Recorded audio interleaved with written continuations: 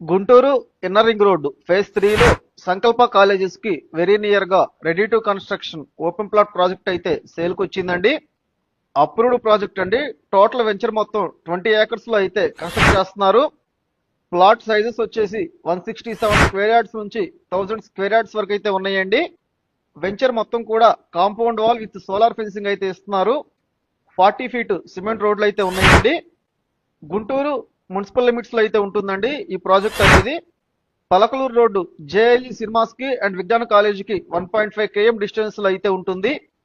CRDA proposed layout అండి. 100% వాస్తు and clear title తో వస్తుంది.